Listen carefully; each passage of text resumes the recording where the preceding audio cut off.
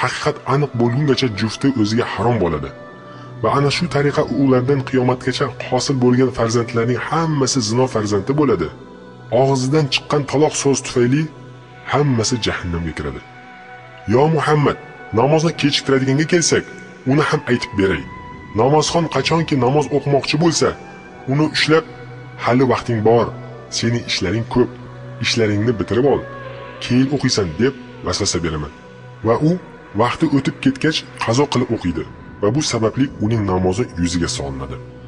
Agar u kimsa meni mag'lub qilsa, unda unga odam shaytonlarini yuboraman va ular uni namozdan qoldiradi. Agar o'shanda ham mag'lub qilsa, u holda unga namoz paytida kelaman va o'ngga qara, chapga qara deyman. U esa qaraydi. O'sha aytganimni qilgan odamning yuzini sipab peshonasini o'paman. Bundan keyin unga sen abadiy yaramas ish qilding deyman va uning xotirjamligini buzaman. Sen ham bilasan-ku ey Muhammad, kimki namozni atrofga qarasa, Alloh uning namozini qabul qilmaydi. Agar o'shanda ham unga mag'lub bo'lsam, namozni yolg'iz o'qigan paytida boraman va unga namozni tezroq o'qishni buyuraman. Va u esa amrimni bajo keltirib namozini tez-tez o'qiydi, xuddiki xo'roz yerdan don yig'gani kabi. Agar mag'lub bo'lsam, unda jamoat bilan namoz o'qiganida uning yoniga boraman va boshiga ip bog'lab imomdan oldin sajda va ruku qildiraman va imomdan oldin sajda va rukudan turg'izaman. U odam shunday qilganligi uchun qiyomatda Alloh uning boshini eshakning boshiga aylantiradi. Agar u odam yana g'olib bo'lsa, unda unga namozda barmoqlarini qitirlatishini buyuraman. Natijada u menga tasbih aytganlardan bo'ladi. Lekin bu ishni namoz ichida qildira olsam, agar u meni yana mag'lub qilsa, uning yoniga yana boraman va bu safar namoz paytida uning burniga uflayman. Men uflashimdan u esnaydi. Agar u esnashida og'zini qo'li bilan yopmasa, uning ishiga kichkina shayton kiradida dunyoga bo'lgan hirsini va dunyoviy maqsadlarini ko'paytadi. Ana bundan keyin o'sha kimsa bizga itoat qiladi. Aytganlarimizni eshitib bajo keltiradi. Sen ummatingni qanaqa qilib baxtli deysan? Men ularga ne to'zoqlar quraman. Miskinlarning, chorasizlarning va bechoralarning yonlariga boraman va namozlarni tark etishni buyuraman. Va yana namoz sizlar uchun emas, namoz boylarga va sharoiti yaxshi bo'lganlar uchundir deyman. Keyin bemor va kasallarga boraman-da, namoz o'qima deyman. Chunki Alloh taolo Nur surasida 61-oyatda kasallarga qiyinchilik yo'q degan deyman. Namozni shifo topganingda o'qiysan deyman va u namozni tashlab qo'yadi, hattoki kufrga ham kirib ketishi mumkin. Agar u namozni tark etib o'lib ketsa, Allohning huzuriga chiqqanda Alloh unga g'azablanadi. Ey Muhammad, agar mana shu so'zlarimga yolg'on aralashtirgan bo'lsam, meni chayon chaqsin. Hamda agar yolg'on aytgan bo'lsam, Alloh meni qul qilib yuborsin. Yo Muhammad, sen ummating uchun nega xursandsan? Holbuki men ularning 6da birini dindan chiqardim. Payg'ambarimiz sollallohu alayhi vasallam esa iblisga qisqa savollar bera boshladi. Ey layin, sen kim bilan birgalikda o'tirasan? Foiz yeguvchi bilan. Do'sting kim? Zinokor. Kim bilan yotasan? Mast bilan. Mehmoning kim? O'g'ri. Elching kim? Sehrgarlar. Ko'zingning nuri nima? Xotinni taloq qilish. Sevgiling kim? Juma namozini o'qimay qo'yganlar. Payg'ambarimiz sollallohu alayhi vasallam mavzuni ozgina o'zgartirib, boshqa savollarga ko'chdi.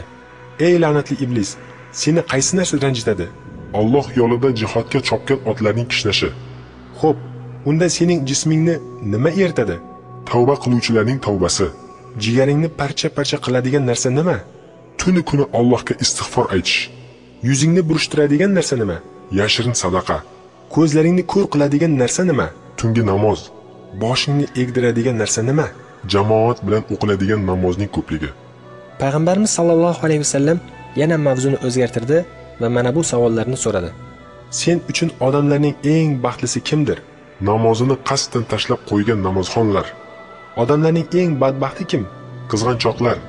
Qaysi narsa seni ishdan qoldiradi? Olimlarning majlisi. Ovqatingni qanday qilib yeysan? Chop qolimning barmoqlari uchi bilan.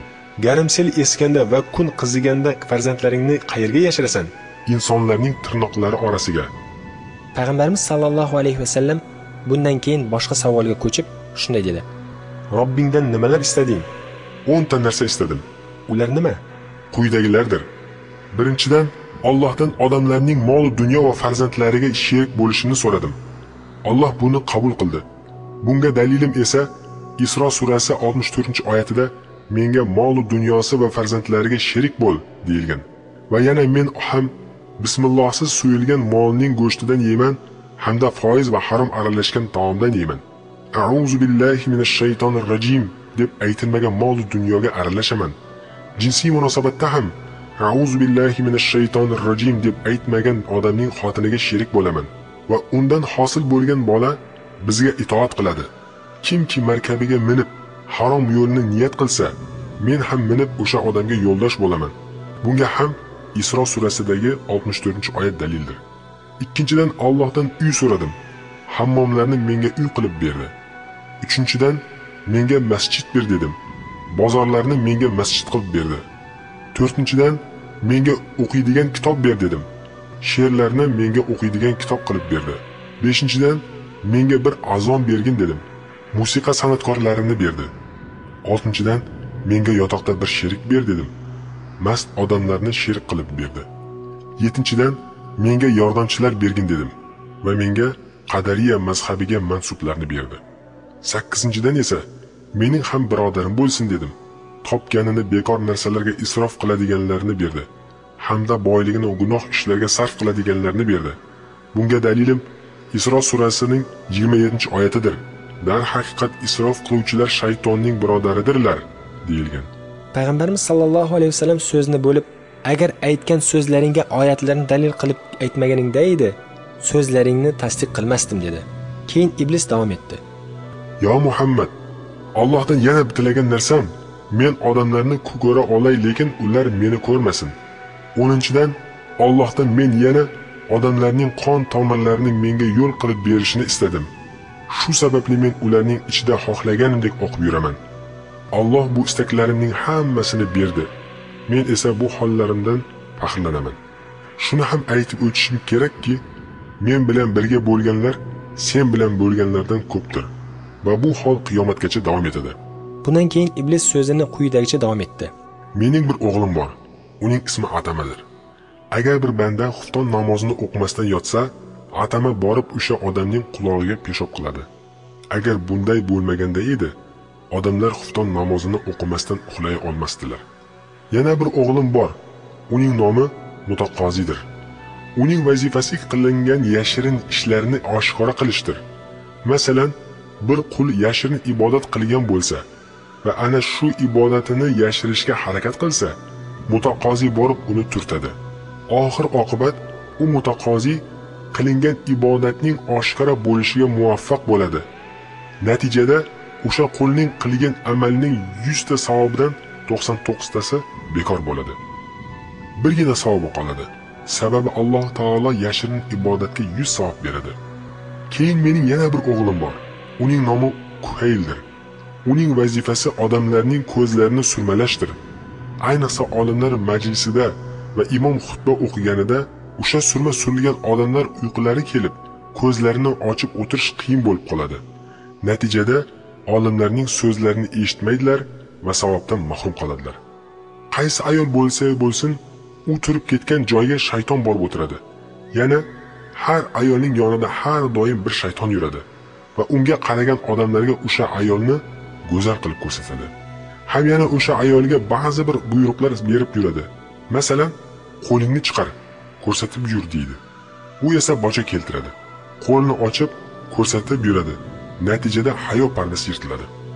Keyin iblis payg'ambarimiz sallallohu alayhi vasallamga o'zining vaziyatini tushuntirishni boshladi. Odamlarni to'g'ri yo'ldan adashtirish uchun qo'limdan hech bir narsa kelmaydi. Men faqatgina vasvasa qilaman va xohlagan narsamni go'zal qilib ko'rsataman. Bor yo'g'i shu. Agar odamlarni zalolatga tushirish qo'limdan kelganda edi, unda la ilaha illalloh Muhammadur Rasululloh deydigan va roza tutib namoz o'qiydigan hech kimni qoldirmasdim. Hammasini adashtirib qo'yardim. Sening qo'lingga hidoyat berilmagani kabi, sen faqatgina Allohning rasulisan va odamlarni yaxshilikka chaqirasan xolos. Agar hidoyat sening qo'lingda bo'lganda edi, yer yuzi hech bir kofirni qoldirmas eding. Sen Allohning bir hujjatisan, men esa jahannamga boradiganlarga bir sababman. Said bo'lgan kimsa onaning qornida ekanligida saiddir. Shaqiy esa onaning qornida ekanligida shaqiydir. Odamni said qiladigan Allohdir. Odamni shaqiy qiladigan ham Allohdir. Keyin payg'ambarimiz sollallohu alayhi vasallam iblisga shunday dedi: Ey Abu Murra, sen Rabbingga tavba qilib Allohga qaytsang bo'lmaydimi? Jannatga kirishingga kofil bo'lar edim. Va'da beraman. Bunga javoban iblis shunday dedi: Ya Rasululloh, hukmga loyiq ish bo'lib bo'ldi. Qarorni yozadigan qalamning siyohi quridi. Qiyomatgacha bo'ladigan ishlarning hammasi bo'ladi. Seni payg'ambarlarning sayyidi, ahli jannatning xotibi va seni xalqning ichidan tanlagan va xalqning eng ulug'i qilgan Allohdir. Meni ham shaqiylarning sayyidi va jahannamliklarning xotibi qilgan Allohdir va u butun nuqson sifatlardan munazzahdir. Va oxirida iblis gapini quyidagicha bitirdi: Xullas, bu senga aytgan so'zlarimning oxirgisidir va aytgan gaplarimning hammasini rost aytdim.